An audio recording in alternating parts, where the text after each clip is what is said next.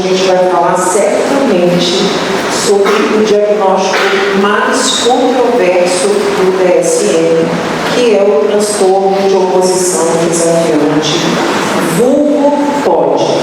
Mas antes eu quero falar com vocês o seguinte: no ano passado eu estive aqui, mas me colocaram como última palestrante. Aí todo mundo foi embora, me deixaram sozinha, que é de pirraça. Eu falei, me põe lá no começo que eles vão ter que me ouvir. Então, a gente já fez a apresentação, já passamos um pouquinho essa parte mais formal. Então, a gente vai falar sobre um assunto que certamente gera uma série de incompreensões. E isso se dá principalmente quando o transtorno de oposição desafiante ele coexiste com o autismo. Porque as perguntas sempre são as seguintes: será que essa criatura de fato tem o diagnóstico de transtorno de oposição desafiante? Gente, eu vou falar pode para otimizar o nosso tempo, porque é muito longo. Então, será que essa criança tem de fato o diagnóstico de POD? Será que existe uma sobreposição de sintomas?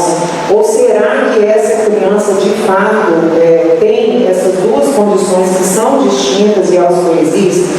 Então as dúvidas são inúmeras e a gente vai falar um pouquinho sobre isso. Cadê, gente?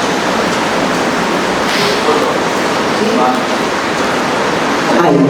Então hoje, os nossos critérios de sucesso, a gente precisa sair daqui sabendo exatamente o que é o transtorno de oposição desafiante, entender um pouquinho sobre os critérios diagnósticos, entender sobre a neurobiologia do transtorno, um pouquinho sobre o tratamento e um pouquinho sobre as intervenções pedagógicas, tá? A gente pensou mais no ambiente escolar.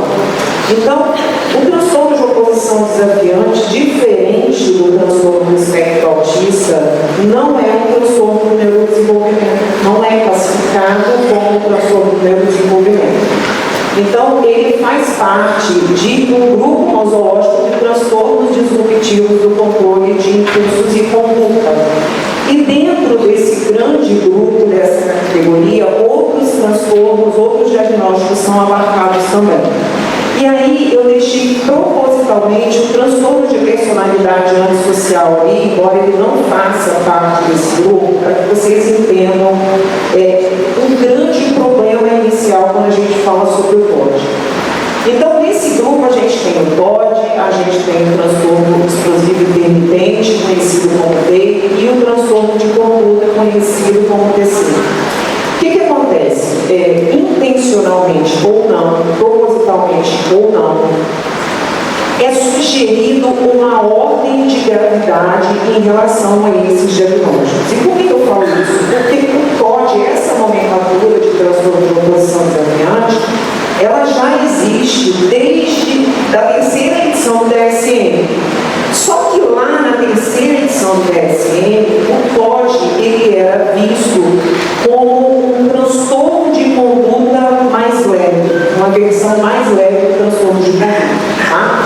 E aí, na revisão da terceira edição do DSM, por volta de 1987 ou 8, se eu não me engano, o TOD já é especificado como uma condição distinta, com sua própria etiologia, com sua própria sintomatologia. Então, a gente sabe exatamente o que esperar de uma criança para ela pontuar os sintomas para o diagnóstico de transtorno de oposição desafiante. E aí, existe uma confusão e um medo, e isso gera um estigma também às crianças que têm esse diagnóstico, porque parece que é uma progressão automática do transtorno de oposição desafiante para o transtorno de conduta e depois para o transtorno de personalidade social, que nós conhecemos como psicopatia, que não é um termo mais utilizado, mas é utilizado ainda no meio forense e na psiquiatria criminal também. Então, não é bem assim que funciona. A gente vai entender o porquê. Então, falando um pouco sobre a prevalência, esse transtorno, ele gira entre 1 e 11%, a prevalência populacional. Então, existe uma média entre 3,2% da população, a incidência maior é em meninos, mas em estudos com amostra clínica, esses índices eles sobem consideravelmente. Então, a gente tem estudos que falam que gira em torno de 67% das crianças com autismo, por exemplo, terão algum transtorno disruptivo de controle de impulsos e conduta. Então, o POD não é uma invenção, ele não é moda, ele não é desculpa de mãe que não sabe educar, de pai que não dá o suficiente, né? Porque tudo que é mãe que tem menino com POD, ouve isso na vida, né? Dá seu filho aqui que eu resolvo em uma semana. E a vontade que a gente tem de pegar o menino, entregar e falar, vai lá e resolve, porque a gente sabe que não vai resolver. Então, eu não falei inicialmente, mas eu sou mãe de um adolescente muito enjoado de 13 anos, que tem os diagnósticos de autismo, POD e TDAH também. Esse combo completo aí para vocês. Então, o DSM classifica o transtorno de oposição desafiante, a CID também, então ele é reconhecido tanto pelo DSM quanto pela CID. Ele tem bases neurobiológicas muito bem fundamentadas, critérios diagnósticos muito bem fundamentados, e a gente precisa, daqui para frente, pensar uma coisa. Tudo que eu vou mostrar aqui para frente foi baseado no DSM. E por que eu falo isso? Porque a CID é algo muito mais abrangente. A CID ela fala sobre todas as doenças. Então, existe um objetivo mais categorial, epidemiológico, estatístico, tá? Enquanto o DSM estuda exclusivamente os transtornos mentais.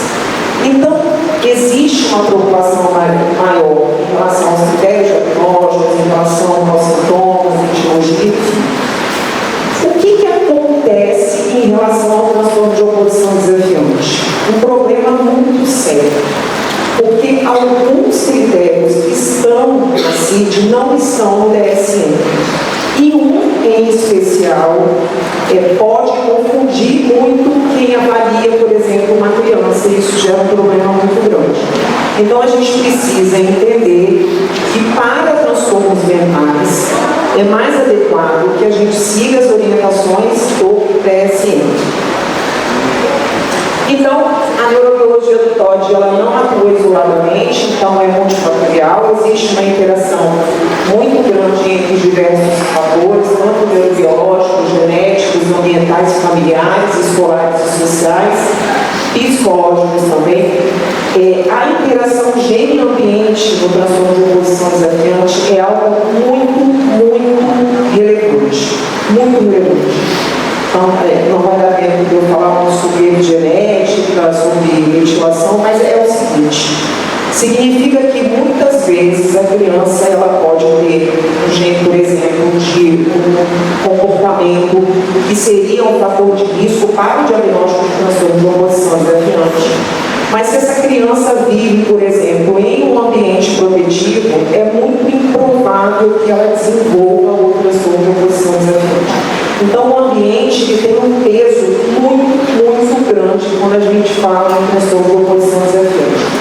Principalmente em relação a, agora falando mais do histórico familiar, né? O tabagismo, o uso de álcool e o histórico de transtornos mentais na família. Isso é muito importante para a gente considerar. Os estudos sempre falam muito sobre esses fatores de risco em específico.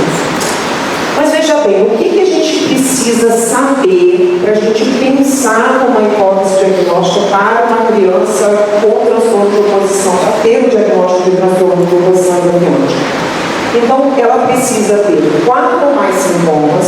Esses sintomas eles precisam acontecer uma vez por semana durante 6 meses consecutivos, ou seja, não pode acontecer um mês, um episódio, aí dá um intervalo, aí no outro mês acontecem 2 episódios, dá um intervalo, não, são 6 meses consecutivos. O diagnóstico de TOD, ele ocorre, a apresentação sintomática, geralmente entre 5 e 8 anos, tá? Tá? Principalmente quando a gente pensa na idade pré-escolar, isso fica muito mais latente, porque essa criança precisa lidar com demandas, com figuras de autoridade e com muitas regras, e aí os sintomas costumam eclodir justamente nessa época. Então, entre 5 e 8 anos, e esse diagnóstico pode ser feito até os 12 anos de idade. Não significa que a criança não possa ser diagnosticada com mais de 12 anos e que ela não seja também diagnosticada antes dos 5 anos de idade. Só que quando a gente pensa em uma criança com menos de 5 anos de idade, eu deixei mais destacado aqui o último item, os critérios diagnósticos eles ficam mais criteriosos, bem mais afunilados. Por quê? Porque uma criança de 5 anos, em algum momento nessa fase de desenvolvimento, esses sintomas serão universais, ou seja, toda criança pode ter um comportamento opositor desafiador, com 3, 2, 4 anos de idade. Essa criança ainda está em pleno desenvolvimento de habilidades cognitivas. Então, a gente tem muita coisa que está relacionada com um comportamento problemático, disruptivo. O sono, por exemplo. Existe uma relação muito forte entre o sono e o comportamento disruptivo. Então, como que a gente vai avaliar uma criança que normalmente tem um comportamento que diz respeito àquela fase do desenvolvimento? Então, aqui com menos de 5 anos, esses comportamentos eles devem acontecer quase todos os dias durante 6 meses. Então, percebam, com a criança entre 5 e 8 anos de idade, até 12 anos, isso tem que acontecer pelo menos uma vez durante a semana, durante 6 meses consecutivos. E com as crianças com menos de 5 anos, quase todos os dias também, por um período consecutivo de 6 meses. Agora, chegamos na chave do negócio. Vocês têm que prestar muita atenção. Primeiro eu quero falar para vocês que o POD ele tem domínios sintomáticos, ou seja, é um conjunto de sintomas para o mesmo diagnóstico. Tá? E aí, lá em 2013, quando foi publicada a terceira edição do DSM, um grupo de pesquisadores, tá? Incluindo um pesquisador que eu amo, que é o Dr. Luiz Moody, professor Moody, ele participou de um estudo que foi publicado na American Psychiatric e eles estudaram justamente a dimensionalidade dessa oposicionalidade, ou seja, o DSM vem sugerindo que esses sintomas sejam classificados por domínios. Só que esse estudo, ele tinha como população a população norte-americana e europeia. Então, esses pesquisadores vêm fazer esse estudo com uma amostra da população brasileira, com crianças brasileiras. E mais do que isso, eles estudaram quais são os desfechos psiquiátricos para cada domínio sintomático, ou seja, será que esse primeiro domínio tem alguma implicação? Essa criança tem mais chance de desenvolver um determinado transtorno psiquiátrico? Será que esse segundo também? E eles estudaram sobre isso. E aí os resultados foram maravilhosos, porque eles ofereceram uma fundamentação, um respaldo empírico para o que a gente conhece hoje no DSM como esses 3 domínios. Então foi uma força-tarefa, esse artigo também é de 2013, junto com a publicação da terceira edição do DSM. Então esses domínios, eles são divididos em 3. O primeiro domínio é a criança que tem um humor nervoso e irritável. O segundo, comportamento argumentativo desafiador. E o terceiro, comportamento vingativo. Então, o POD ele tem uma base emocional e uma base comportamental. A gente vê nesses domínios. E não só isso, tá? Então, vamos falar do primeiro domínio. Essa criança aqui é aquela criança enjoada. Aquela criança é aquela criança irritadiça. É aquela criança que você não pode encostar nela, que ela vai explodir. Ela tem uma dificuldade muito grande, uma sensibilidade muito grande em relação ao comportamento do outro com ela. Então é uma criança que é muito sensível, ela vai ser facilmente incomodada pelos outros e ela vive com raiva. Então ela tem aquele humor padrão, assim, linear. Ela está quase sempre mal-humorada, irritada. E aí a CID, ela traz um elemento que eu não coloquei aqui para vocês, para não confundir, mas um elemento importante, porque lá a CID fala de tipos de transtorno de oposição desafiante. Tá? O que seria ideal aqui no DSM também. E especificamente em relação a esse primeiro domínio, a CID fala que pode existir uma criança com esse conjunto aqui de sintomas e que também não tem habilidades pró-sociais. Ou seja, além de ser uma criança com humor raivoso e irritável, é uma criança que não se arrepende do que faz. Ou seja, ela não sente nenhum tipo de remorso, ela não se importa se aquilo ali vai magoar, se vai ferir alguém. É como se fosse um traço de insensibilidade, tá bom? Então, eu tenho minhas ressalvas, né? Eu tenho pesquisado há 10 anos sobre o transtorno de oposição desafiante, então, enfim, porque a gente vê claramente, por exemplo, que tem crianças com habilidades pré-sociais que se arrependem muito depois desse comportamento. Então é muito comum que crianças que pontuam mais para esse domínio, elas vivam uma ressaca moral muito grande depois do seu descontrole emocional. Então meu filho era uma criança assim, chorava, dormia muito, né? Era uma forma de lidar com aquele sofrimento, porque a criança também sofre.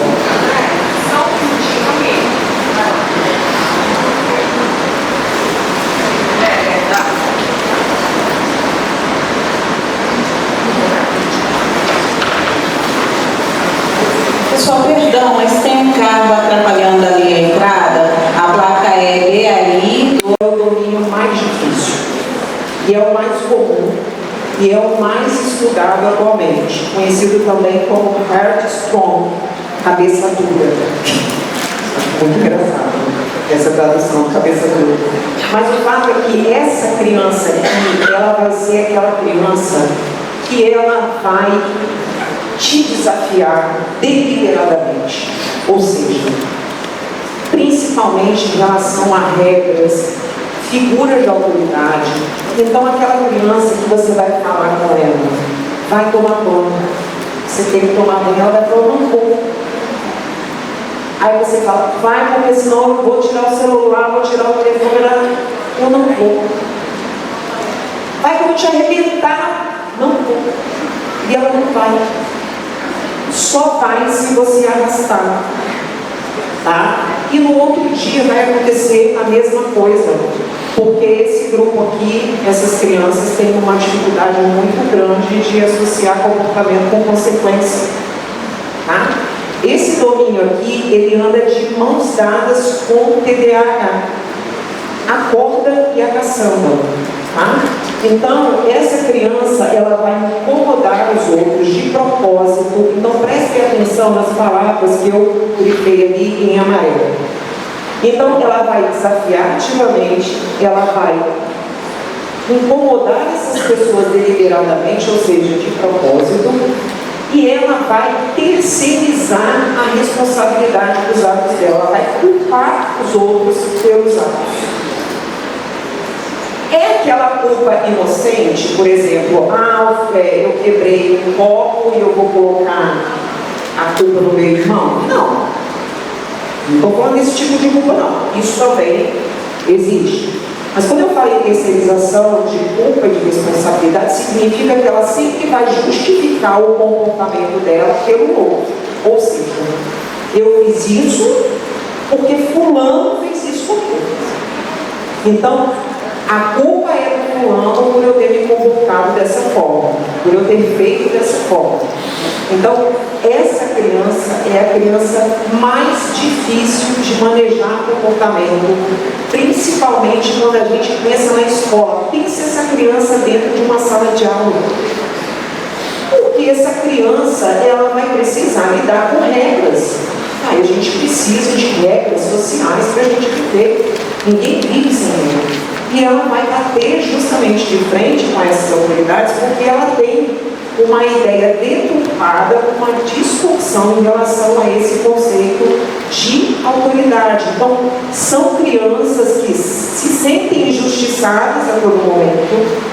Elas costumam entender que aquele comportamento dos adultos vem de alguma forma para violentar, então elas têm necessidade de ter o controle daquele ambiente. Então é uma criança muito difícil de lidar quando a gente pensa. E tem um outro agravante, porque é muito comum que essa criança ponue mais para esse domínio e não tenha um bom repouso. Ou seja, é uma criança que ela vai estar bem. Ela vai estar bem, ela não é aquela criança mal-humorada, raivosa, irritada, que explode muito facilmente. O negócio dela é mais um empate. É questionar, é argumentar. Então ela vai tentar te vencer pelo cansaço, tá? E aí, tem uma... Deixa eu voltar aqui, que eu esqueci de falar com vocês, sobre a associação desse primeiro domínio de humor raivoso. Os achados falam que a criança que tem uma mãe, porque só as mães participaram desse estudo, por que será, né? Enfim, mas se essa mãe tem um histórico materno de depressão e ideação de suicídio, essa criança tem uma probabilidade maior de apresentar transtornos emocionais internalizantes como depressão e ansiedade. Eu não estou falando de causalidade, eu estou falando de correlação, tá? Agora, nesse segundo domínio, existe uma associação, uma correlação direta com o transtorno do déficit de atenção, com a hiperatividade. Então, o histórico familiar, né? Se existe ali um pai ou uma mãe que tem sintomas de TDAH ou teve sintomas de TDAH na infância, muito provavelmente essa criança também tem o TDAH. Então, existe uma sobreposição genética, tá? O TOD e TDAH compartilham de fatores genéticos, então existe essa sobreposição. E aqui, eu vou adiantar um spoiler que pode acontecer. Alguns estudiosos, principalmente do TDAH, o Dr. Marco, ele é um que fala isso, declara isso abertamente, para quem quiser ouvir. Ele defende, por exemplo, que o transtorno de oposição desafiante ele não pode existir de forma isolada. Ou seja, essa manifestação de sintomas, principalmente desse segundo domínio, ele pode ser, na verdade, um conjunto de sintomas que pode aparecer em um novo perfil clínico de TDAH. Ou seja, os estudos mostram que pode, por exemplo, existir um novo perfil clínico de TDAH com subtipo argumentador e desafiador. Assim como tem TDAH predominantemente desatento, TDAH predominantemente impulsivo e hiperativo, também existe um movimento para que o transtorno de oposição desafiante não exista de forma isolada. Tá? Então, como um conjunto sintomático pode fazer parte de um novo perfil clínico do TDAH. Agora, esse último domínio é o domínio de comportamento vingativo, e alguns estudos falam comportamento maldoso, malvado. Eu acho muito controverso a gente falar isso, porque aqui não existe traços de crueldade, como, por exemplo, existe no transtorno de conduta. Para a criança pontuar esse domínio, ela precisa ter sido rancorosa ou vingativa pelo menos 2 vezes nos últimos 6 meses. Vocês viram que eu destaquei vingativo. eu quero que vocês pensem no seguinte: se eu coloco esse vingativo num contexto de pessoas adultas, vamos imaginar que alguém colocou o pé para eu tropeçar ali na porta na hora que eu estava entrando. Veja bem, eu entendi mesmo que ela botou o pé para me derrubar. Eu tenho algumas opções, eu tenho um repertório emocional, eu tenho maturidade para entender o seguinte: bem, ou eu levanto, dou um tapa nela,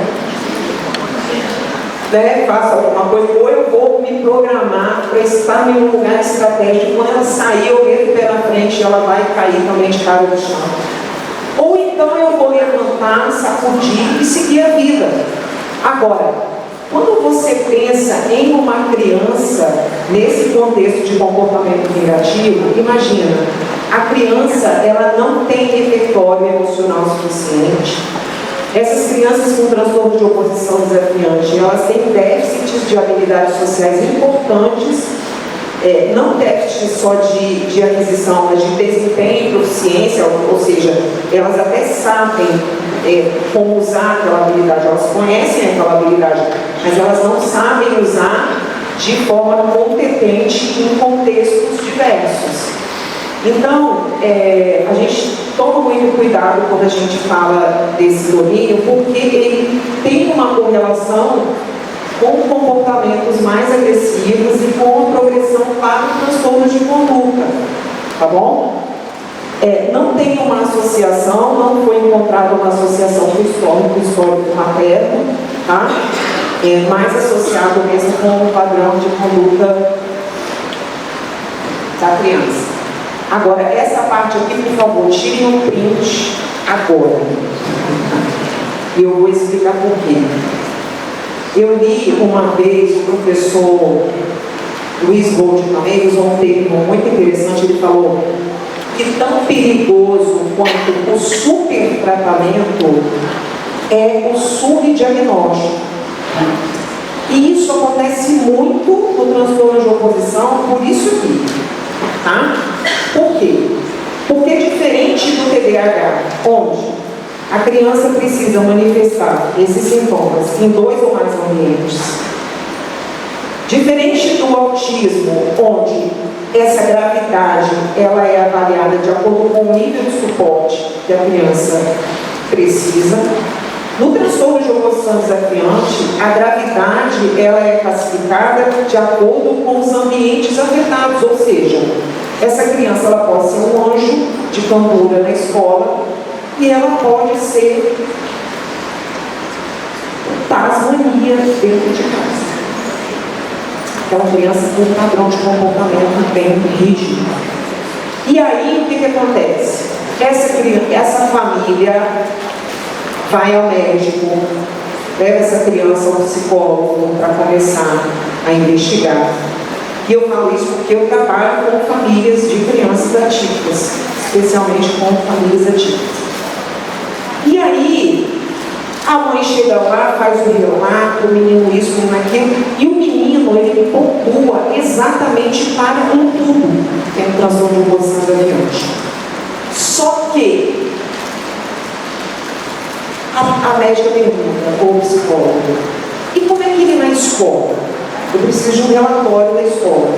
A escola manda um relatório e fala, não, esse menino na escola, ele não tem problema nenhum. E o martelo é batido, essa criança não tem transtorno de oposição desafiante. Não tem mais nada que justifique, explique aquele padrão de comportamento. Ela pontua exatamente tudo. E ela vai para casa, então, como se não tivesse esse diagnóstico. Ou seja, essa criança vai para casa com esse diagnóstico invalidado e tem um estudo que fala que essas crianças, especialmente as crianças com comportamentos disruptivos, elas sofrem mais violência familiar. Por quê? Porque o pai interagiu com o menino. E quando ele chega e a família não consegue entender que essa criança ela tem uma condição que precisa ser tratada, eles vão de um extremo da parentalidade a outro extremo muito perigoso. Ora, quando uma família é muito permissiva, para o outro lado da ponte, onde a família é extremamente violenta. E essas crianças apanham muito. Muito. Tá? Então, a gente precisa avaliar isso aqui. Porque quando acontece só em um ambiente, é considerado porte leve. Que não é leve para ninguém, né? É leve para quem? Igual ao autismo vive um suporte, né? Quando acontece em pelo menos dois contextos, dois ambientes, ou seja, o menino tem esse comportamento tanto na escola quanto em casa, considerado porte moderado. Se acontece em tudo que é lugar, em 3 ou mais ambientes, o menino é assim na escola, o menino é assim em casa, o menino é assim na catequese, o menino é assim na natação, no shopping, no aniversário, aí é considerado um porte grave. Então, por favor, né, observem isso na hora de avaliar uma criança, o padrão de comportamento que esteja fugindo à normalidade em relação a isso aqui. Então, a gente não pode falar sobre pode sem falar em frequência, prejuízo e angústia. Porque o transtorno de oposição desafiante é igual uma erva daninha, ou seja, não é só a pessoa, o indivíduo que tem esse diagnóstico que sofre. Todas as pessoas que estão relacionadas direta ou indiretamente com essa criança, elas também sofrem o impacto desse diagnóstico. Porque imagina uma criança dessa em sala de aula. Então, atrapalha o andamento, atrapalha a aprendizagem do menino, dos outros alunos, atrapalha o processo de ensino da professora. Então, tudo fica comprometido. Agora, falando um pouco sobre a neurobiologia do código, esse artigo ele foi publicado na Nature em 2023, no ano retrasado, que é o artigo mais atual sobre o transtorno de oposição desafiante. Tem uma síntese dos principais achados em relação à neurobiologia e também sobre os aspectos parentais e familiares. Então, esse artigo ele destaca muito esses aspectos em relação a essas práticas parentais negligentes ou muito permissivas ou muito abusivas que estão associadas ao desenvolvimento do POD. Lembra que eu falei antes sobre a interação gênero-ambiente? Também sobre os conflitos familiares frequentes, quando essa criança está exposta a situações de violência, também aumentam o risco de desenvolvimento do transtorno. O histórico familiar também conta muito, né? Mães que têm histórico de TDAH, transtornos de conduta, uso de substâncias, têm mais chances de que o filho desenvolva o transtorno de oposição desafiante. Essas são as neuroimagens desse artigo e já ficou mais do que comprovado que existe um comprometimento, até uma hipofunção, o funcionamento reduzido de algumas áreas do cérebro, principalmente relacionadas à emoção, impulso e reação. Tá? Então, existe uma falha na comunicação de algumas circuitarias do cérebro, principalmente as relacionadas com emoção, impulso e reação. E aí, eu resumiria toda essa imagem, porque o impacto é na amígdala, no córtex pré-frontal, lateral, órgão frontal, núcleo accumbens. Então, existe uma comprovação do cérebro dessas crianças com transtorno de oposição desafiante. É importante a gente pensar o seguinte: pode ser que daqui a 5 anos os pesquisadores entendam que não existe transtorno de oposição desafiante, mas existe esse padrão e não importa agora o nome que é dado, importa que nós temos embasamento, nós temos comprovações científicas das alterações do cérebro dessas crianças. Então, se eu pudesse resumir essas imagens aqui, eu resumiria em 3 palavras: funções executivas quentes. Crianças com transtorno de oposição desafiante têm disfunção executiva quando a gente pensa nas funções executivas quentes, aquelas relacionadas principalmente com emoções, com autocontrole, com autorregulação. E aí a gente tem um corpo completo, ou seja, o menino não vai aprender facilmente com punição, porque ele tem um problema com o sistema de punição, o sistema de recompensa. Existe esse núcleo chamado núcleo acômplice. Eu li uma tese de uma psiquiatra, uma doutorado. Ela fez um trabalho muito legal sobre o núcleo acômplice e os transtornos disruptivos. E aí significa mais ou menos, esse núcleo é como se ele fosse o coração ali do sistema de recompensa. Essa criança, ela tem dificuldade em associar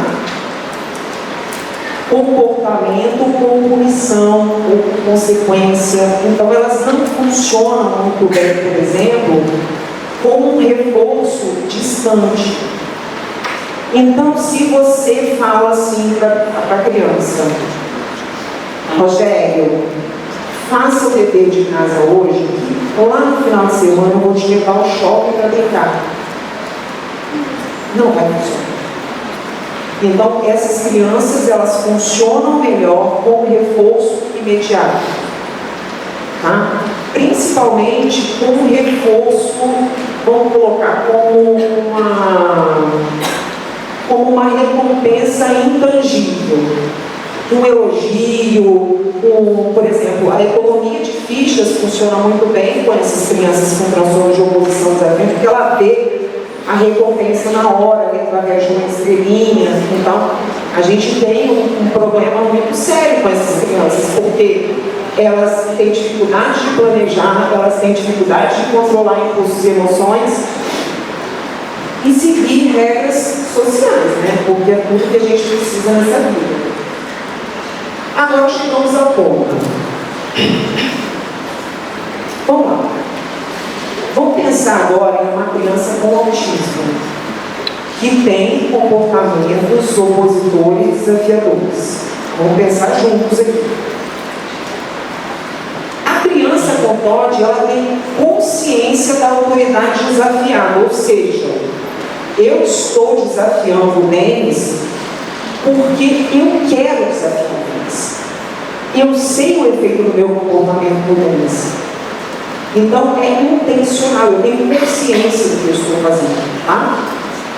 No autismo, esse comportamento que parece um comportamento desafiador, ele pode acontecer porque essa criança tem dificuldade de interpretar, de entender perspectivas alheias, gestos, expressões, entonações.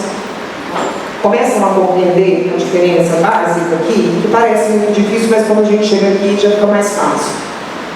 O TOD, a criança com TOD, ela tem dificuldade em modular a raiva e frustração, e as reações muito intensas por conta dessa dificuldade causam problemas de relacionamento, de relações sociais. No TOD, esses problemas de relação há 10 minutos, como assim? Eu não falei nada. Calma, vamos lá. Então, o que acontece aqui? Essa criança pode ter esse comportamento mais desafiador. Esse problema, já me deixou perdida, gente. Pode ter essa dificuldade nos relacionamentos sociais porque ela tem algumas preferências, interesses mais restritos e essa necessidade de que tudo aconteça daquele jeitinho que foi planejado. Então, quando foge um pouco daquilo, ela pode ter esse comportamento. O TOD tende a interpretar os sinais ambíguos como intencionais, né, maliciosa. Então ela responde de forma agressiva, de forma reativa, porque ela entende que ela está sendo atacada de alguma maneira, violada de alguma forma. E no autismo, esse comportamento opositor desafiador pode ser uma tentativa de manter rotina e reduzir a ansiedade sensorial. Ou seja, crianças com déficits de linguagem. Uma criança que não sabe comunicar, você está achando mesmo que ela tem TOD? Vamos lá. O TOD exige preservação mínima de cognição social. Significa que se ela tem consciência da autoridade desafiada, ela tem cognição social. Ou seja, ela entende sobre os próprios processos mentais e os próprios processos mentais das outras pessoas. Então, ela consegue entender qual é a intenção das outras pessoas, ainda que de forma muitas vezes equivocada, e ela também precisa ter uma habilidade muito atual, que é a teoria da mente, que é a capacidade de compreender que o outro pode agir de forma diferente, que ele pode pensar de forma diferente. Então, quando eu falo também em vingança, em retaliação, em jogar a responsabilidade dos meus atos em terceiros, eu também estou falando de um nível de elaboração cognitiva bem mais refinado, ou seja, essa criança, ela precisa ter condições de planejar o que será feito. Então, eu vou fazer isso porque fulano vai se sentir assim, ela consegue antecipar o efeito do seu comportamento no outro. Então, eu sei que se eu fizer isso, o outro vai se sentir mal. Estou devolvendo o que ele fez comigo. Então, agora pensem comigo. Eu vou afirmar uma coisa aqui, que eu estou defendendo essa ideia, estou vazando ela, né? Já tem um tempo. Uma criança com autismo, nível 2 ou 3 de suporte, que apresenta deficiência intelectual grave e profunda, com sérios prejuízos na comunicação, na linguagem e nas regras sociais. Essa criança teria mesmo condições cognitivas de planejar uma vingança? De atribuir culpa aos outros de forma consciente e estratégica? Bem, durmam com essa pulga atrás da orelha. Tá? Então, aí vocês vão falar o seguinte: mas Andréia, lá no DSM não está dizendo que a criança com autismo nível 2, 3 suporte não possa ter hipótese. Vocês têm que entender que alguns critérios são subjacentes. Ou seja, está implícito. Bem, se eu falo com uma criança, ela provoca os outros deliberadamente, propositalmente, isso diz o que? Ela precisa ter qual tipo de habilidade para ela ter esse comportamento. Então, é para a gente realmente pensar. O tratamento, ele é um tratamento básico para outros diagnósticos também, as intervenções psicossociais, terapia individual com psicólogo, a TCC.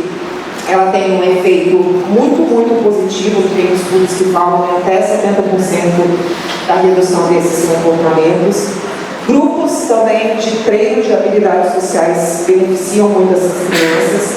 As abordagens escolares, as intervenções familiares ampliadas, treinamento de pais, orientação parental e farmacoterapia quando indicada. Não existe uma terapia-alvo para o transtorno de oposição desafiante quando a gente pensa em medicação. Não tem um remédio para todos, né?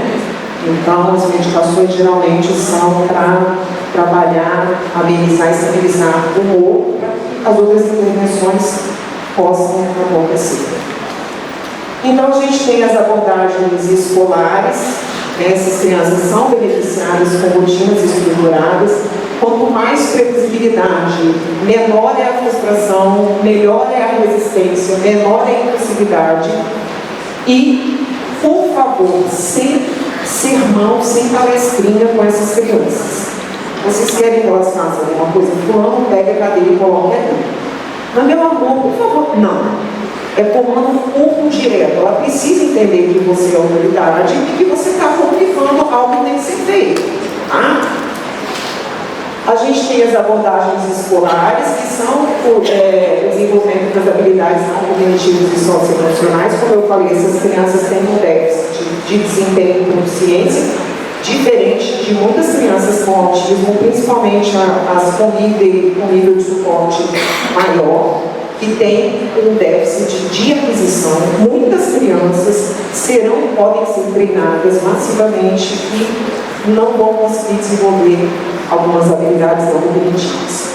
Então, esse treino com essas habilidades, as abordagens escolares com adaptações pedagógicas, eu poderia falar 10 horas sobre isso, mas seria uma outra palestra só sobre TOD na escola, que é um ponto também muito interessante. Mas, por favor, utilizem muito o feedback de erro, que é uma estratégia muito eficaz quando você dá retorno imediato, tanto em relação à aprendizagem quanto em relação ao comportamento, e você oferece um caminho para essa criança seguir, uma alternativa de comportamento. E aí, tem esse rapaz aqui, John Haidt, por favor, compre esse livro, tire um print. Qualquer educador, qualquer pessoa que trate com criança precisa ver esse livro. Ele não é baratinho, mas esse cara, ele é um pesquisador, eu falo que ele é maluco, porque ele ficou mais de 20 anos para publicar esse livro. Então, ele estudou, ele fez uma síntese de mais de 2.100 meta-análises em relação ao desempenho escolar. Todos os fatores em relação ao que acontece na escola, em relação ao comportamento do aluno, em relação à família, em relação ao professor, que impacta nesse aluno. Tá? E aí, ele usou uma medida, então, para ficar claro, acima de 0,4, que é uma medida que eu estou sendo pressionada para terminar, sob protesto. Então, acima de 0,4 significa que é muito eficaz. E olha que interessante o impacto do pertencimento para a aprendizagem. Então a gente analisa e analisou esses fatores em relação ao impacto na aprendizagem. Então significa que o sentimento de pertencer à turma é um poderoso precursor de aprendizagem, ou seja, o sentimento de ser aceito pelas pessoas. Isso oferece uma motivação tanto intrínseca, aquela que eu preciso buscar os meus próprios recursos para seguir e aprender, mesmo diante das dificuldades, e uma motivação extrínseca também, que vem de fora, que vem do outro, que fala, pô, você é meu amigo, você é do nosso grupo, você pertence aqui, você é bem-vindo. E essas crianças com transtorno de oposição desafiante sofrem de desistência institucional, emocional, psicológica. E para terminar, eu sempre conto uma história e eu já falo. Quem já ouviu, por favor, finge que não ouviu. Olha, 2 minutos. Como é que é seu nome? Eu vou botar você no meu caderno de oração, seu nome. Ó. E sobre pertencimento, eu gosto de fazer um relato muito importante de um aluno, de uma criança que à época tinha 6 anos de idade, e que ele tinha o diagnóstico de transtorno de oposição desafiante, e ele foi fazer a transição da educação infantil para o ensino fundamental, com toda a equipe da educação especial acompanhando essa criança, porque ele tinha crises de desregulação emocional muito fortes. Ele começou a ter as maiores crises de comportamento heterolesivo dentro da escola, ou seja, de agredir todo mundo. E durante uma crise, dessas crises, porque ele queria lanchar fora do horário, então é importante que a gente saiba aqui. Tão importante sobre o que fazer é também saber o que você não deve fazer com esse aluno. Eu prometo que, se der em outro momento, eu vou falar sobre essa abordagem pedagógica na escola, que é muito importante. E durante essa crise, por conta desse motivo que é aparentemente pouco, diante da direção da escola, da supervisão, da coordenação, a cuidadora pegou uma corda para amarrar essa criança. E além de tentarem amarrar essa criança, não conseguiram de fato amarrar, porque ele chutou muito, se levantou muito, ele precisou ouvir que ele estava possuído e ele precisava ser exorcizado. Tá?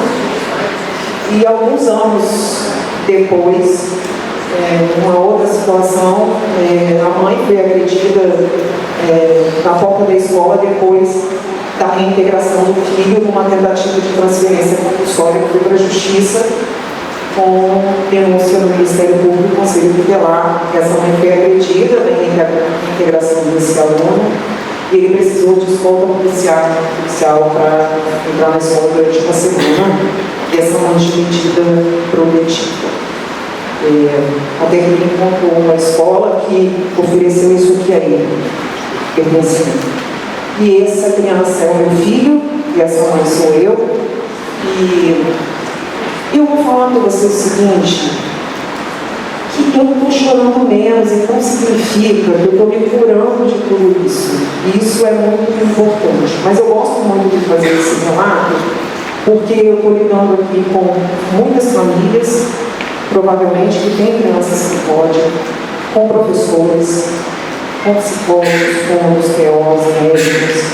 E, por favor, a mensagem que eu deixo para vocês é: não desistam dessas crianças. Hoje meu filho tem 13 anos, é um adolescente mais inteligente, bem-humorado, 1,87 m, calçado 46, vindo chato e enjoado como qualquer outro adolescente. Ele se encontra num quadro de remissão dos sintomas de transtorno de oposição desafiante.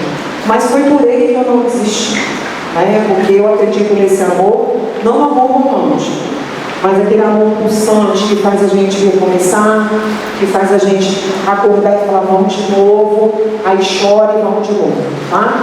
E é isso que me trouxe aqui, e eu fico muito feliz pela oportunidade, e eu espero que vocês tenham sido focados de alguma maneira. Obrigada, gente.